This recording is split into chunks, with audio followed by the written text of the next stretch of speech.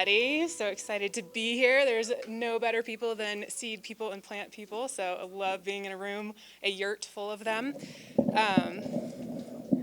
Is that better? Do I need to be closer? Am I good? There? Okay, cool. So I am a landscape designer. I'm based out of Colorado Springs, and I help eco-conscious and DIY-minded people have really low maintenance but highly productive landscapes. And I love working with people who like to get their hands dirty. My goal with every single landscape that I design is that it would thrive without you. That if you disappeared tomorrow, it would live on without you and be super happy. And so what I've been finding with my clients and when I do consultations is that we are working too hard on our gardens. We are trying too hard. That it takes a lot of time and energy and money, resources to get our gardens growing and thriving. If they're not planned carefully, if we're not using natural systems planned into the design. So lots of energy wasted. Another big energy that I waste in my garden is chasing away squirrels. I'm in a more urban area, and I was doing design work from my computer, and I looked out at the pergola, and that squirrel was staring at me through the window, eating all my lettuce. But wasting all of this energy, I think, is a shame because it's this barrier to entry for people who want to be gardening and who try gardening. And I have so many clients that are like, I have a black thumb, I can't garden, I bought all these plants last year and they all died. And then so many people give up. And I think that this is a huge shame because what a better world we would live in if everybody was growing food and everybody was successful in growing food in their yards and their homesteads. And that I want to keep people from failing. You're going to fail, but I want to keep people from giving up. And so I have some tools to help with implementing natural systems into your yard so that you actually don't have to do as much work.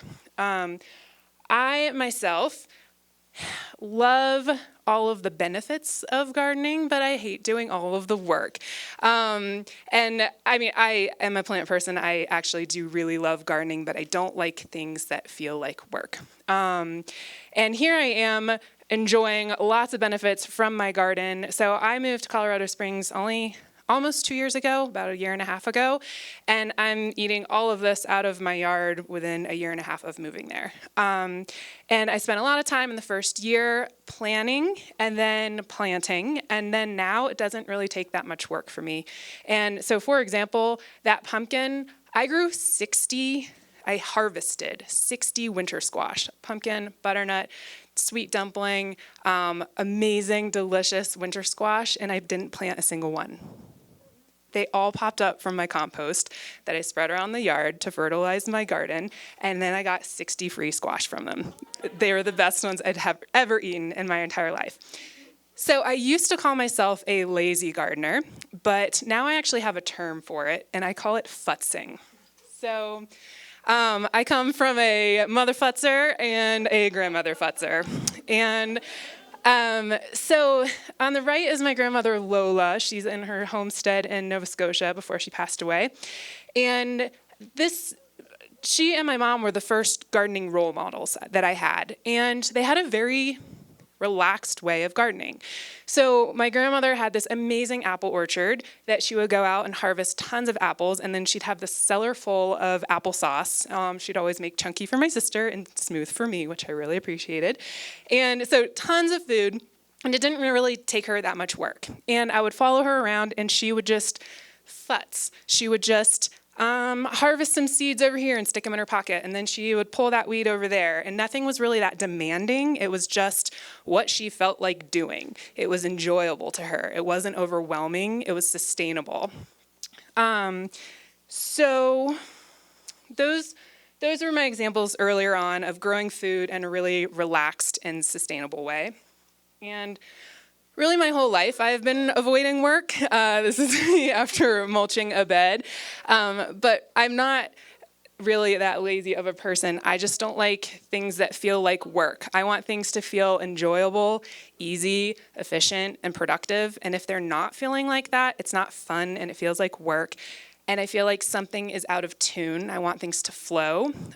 So when that happens, I know that I need to take a step back and examine the full system of things, looking at all the elements in my system, how everything's connected, and then how can I really tweak the system so that I am not wasting my time, my energy, my money in what I'm doing. How can I do a small change that alters the system where it makes it flow again and it makes it not feel like work, and so that it's fun and enjoyable.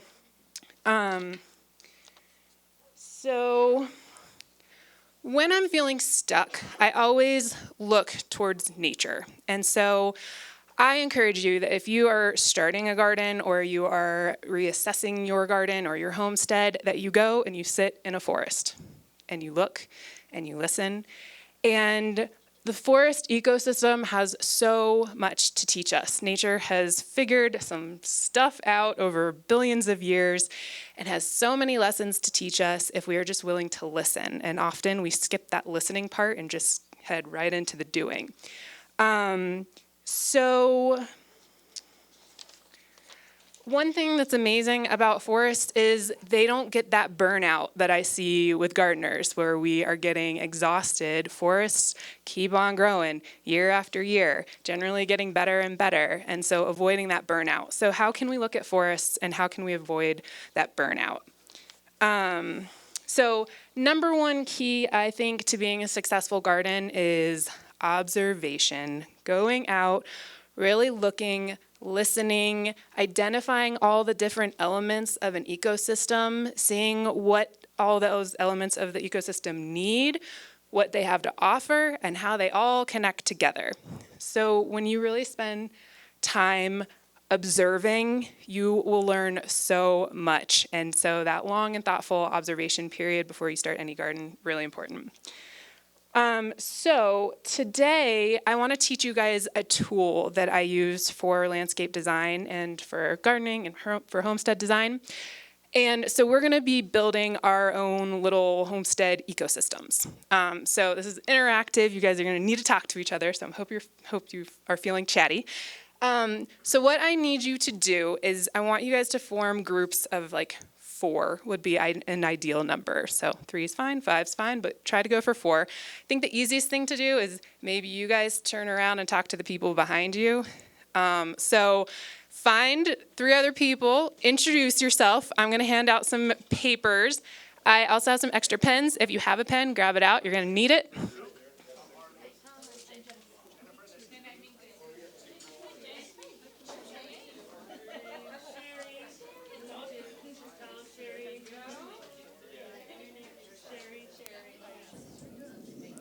All right, did everybody introduce themselves? Okay. So the first step of what I want you to do is you're going to identify, we have 4 elements in our system. There's 4 different components to our system right now. So the first step is really getting to know each element of your system, really thinking about the needs and the yield. So the needs, anything it needs to stay alive. So let's start with the chicken. What does a chicken need to stay alive? Food. Okay, great, awesome. You guys are on a roll. So that's going to go in the needs column. And the yields is anything that you get from the chicken, anything it contributes to the system. Eggs, yep, meat, great. So I'm going to give you guys 5 minutes, and I'm going to have you fill out the needs column and the yields column for all 4 elements of your system. Ready, set, go.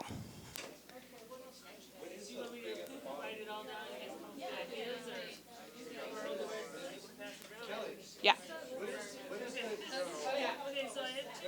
The bottom one is a shed. So that bottom picture is a shed or some sort of dwelling on your, if you could make it a house if you wanted, but a shed.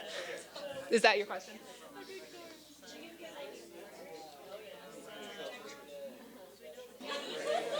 All right, if you guys can wrap it up.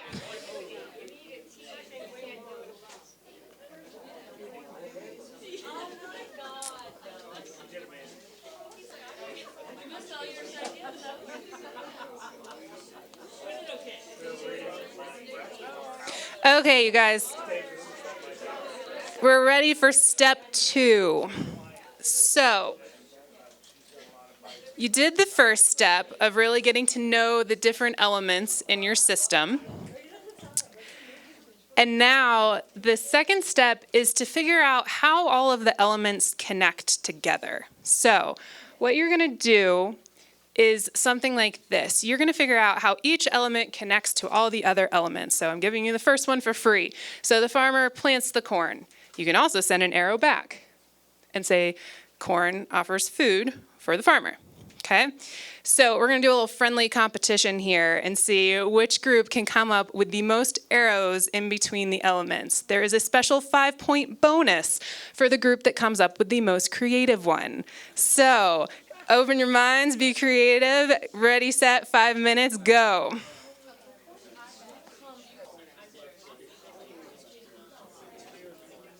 Okay. All right, finish up your last one. And then I want you to do your best at counting your arrows. So take 10 seconds and count how many arrows you think you might have.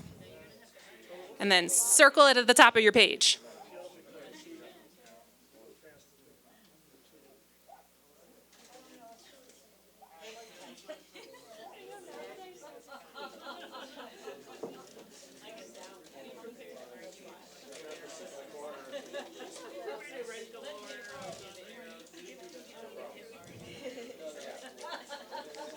People still counting. That's a lot of arrows.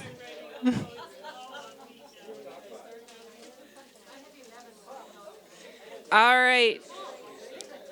Which group thinks they might have the most creative? Who has a creative one? We invented a fifth column called carbon.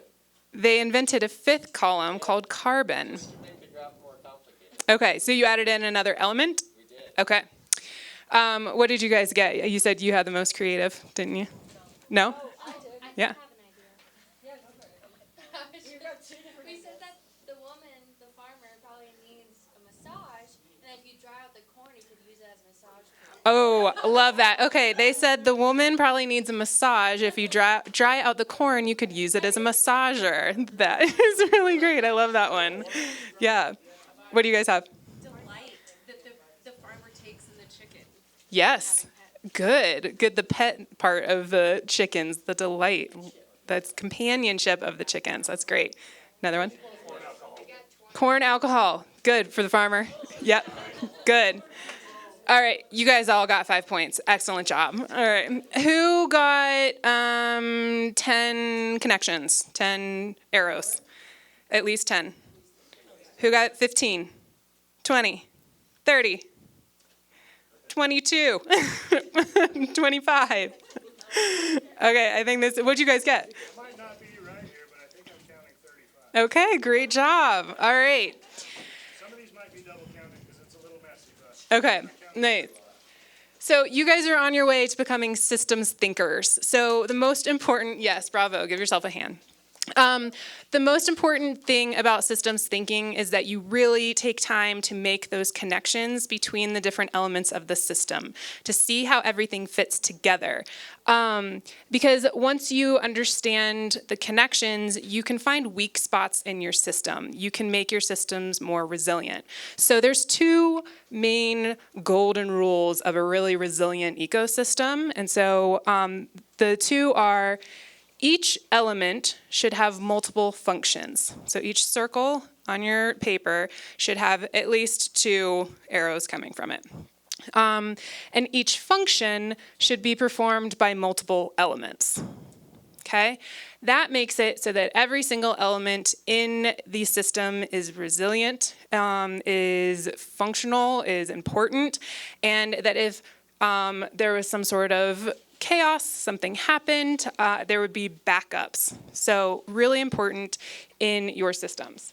So when we look at some of the functions, these might be common functions that came up for you in your system. So food, income, fertility, labor. So we want to look and see food. The farmer, does she have 2 sources of food? She does at this point, yeah, chicken and corn. But what if the farmer's vegan?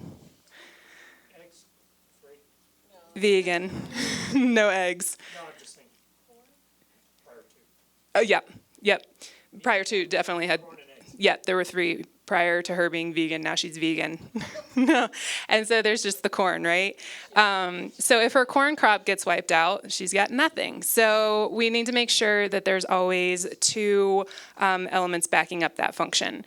So what did you guys get for the shed? What did you list as some of your connections or needs and yields for the shed? Maintenance. What does the shed, what does it yield? Portable housing? Affordable housing, yeah, okay.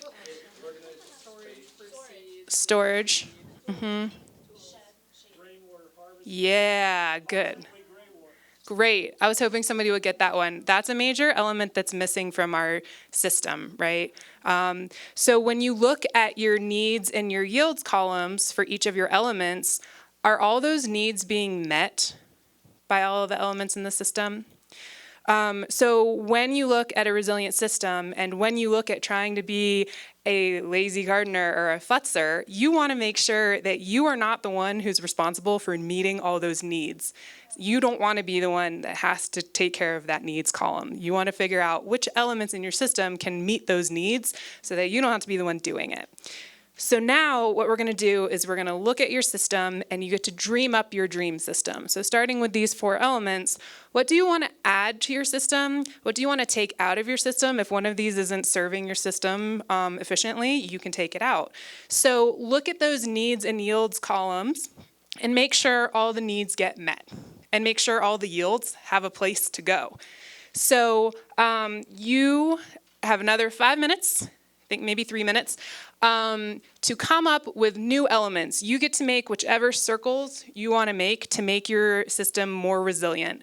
Make sure you're meeting these 2 golden rules. Every element has multiple functions, and every function should be performed by multiple elements. Does that make sense? Okay, dream up your dream ecosystems.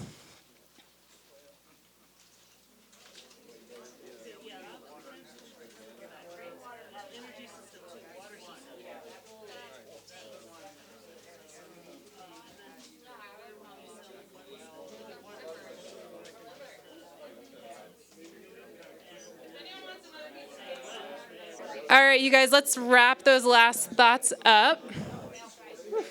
Right. I think it's, yeah, okay. Got sun and lights. All right.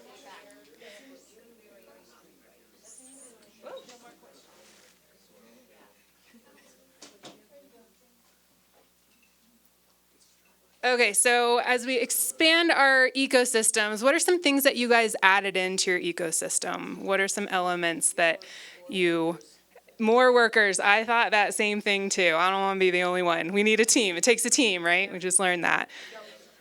Goats, yep, I liked the goats too.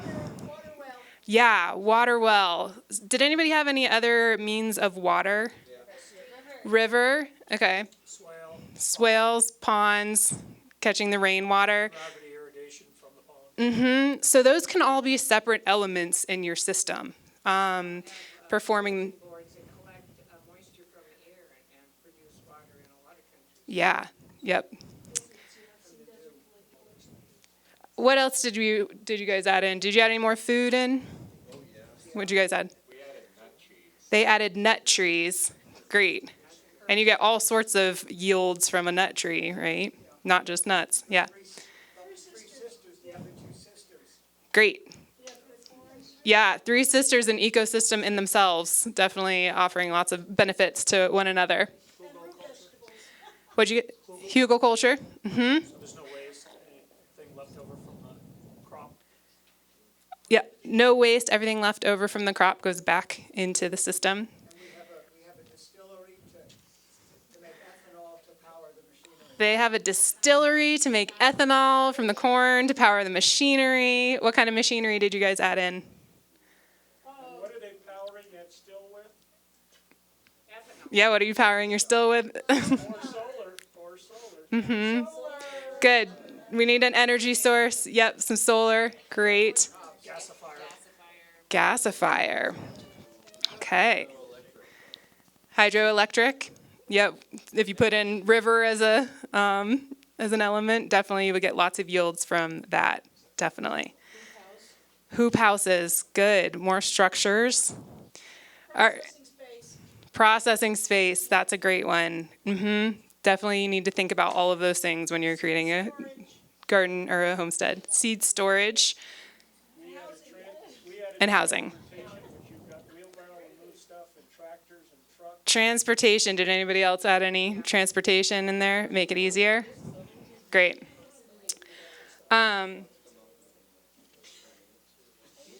Okay, so I hope this helps you start opening up your minds, thinking about your own gardens, your own homesteads, if you're going to design one, taking the time to really connect things together, figure out what it is you want, why you want it, how to make it happen so that it's not all completely on you to make it happen.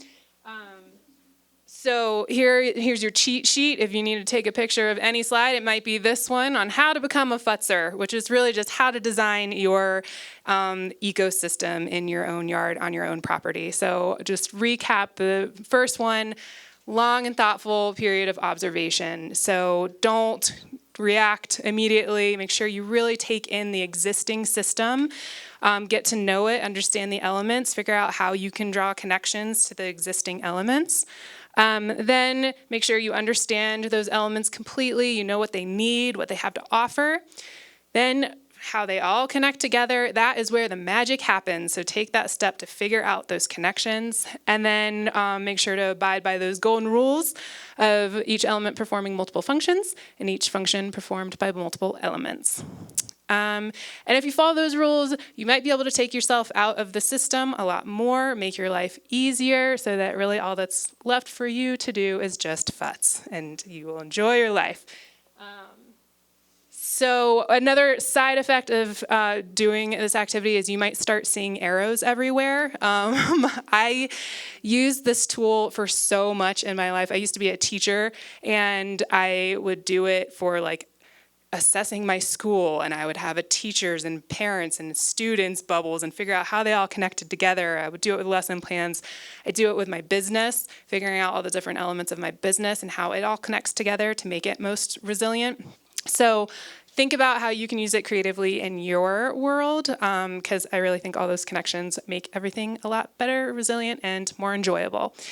And so if you guys have any questions for me, I will take them. If you start having arrows pop up in your life and you want to tell me about them, I would love to get an email from you. And if you want to learn more about what I do with landscape designs, or I offer garden consultations where I'm in Colorado Springs, but I do virtual ones. So if you ever have any questions about your soil or plant selection or design, I am there for you, because everybody should be gardening and growing food, and I want to help. So I'm also on social media. I pretty much just have like a video diary of how I have transformed my dry, desolate yard into a food forest. So if that interests you, there's lots of free tips and videos on that. So with that, does anybody have any questions? Chief Futzer. That's good. I like it. I like it. It's really great. I have a question. Yeah. Is this on? What can we do with the wind out here? I'm really interested in utilizing that somehow. Yeah. It's abundant. Definitely. Does anybody have a local answer for that? What they're doing for the wind? And you're saying utilizing it as a source of power? Utilizing it as a source of power in the valley is really not viable. Moffett did a year-long study with an antimeter or something up in the air, and the problem is you need a constant 7 mile an hour, like on the Great Plains. We get our strong winds, and then we get none. So we're not constant enough to use it in the conventional ways. So that's partial answer. You have a recommendation? Yes, so what I know coming from the Midwest is. It might. You got the microphone? You can use mine too if you want.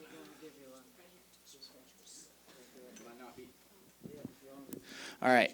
So what I know coming from the Midwest is that wind strips topsoil and it deposits it wherever there is a windbreak. If there is a single tree, it collects the dust and puts that dust as soil at the base of the tree. If you have a barn, the barn stops the wind and the dirt piles up on the outside. So if you want to use the wind, collect topsoil with it. Put a tree and let that tree collect the dust that blows. Because if you guys see the great sand dunes down here, that's how much dirt gets blown in the wind. And if we want to collect topsoil, windbreaks collect it instead of losing it. Great. You want to add on to that? He projects that the Mike. Great Sand Dunes is all sand, not dirt, not soil. He's reminding people that the sand dunes are all sand, not dirt. Also, did anybody use their shed as a windbreak in their system? You guys did? Good.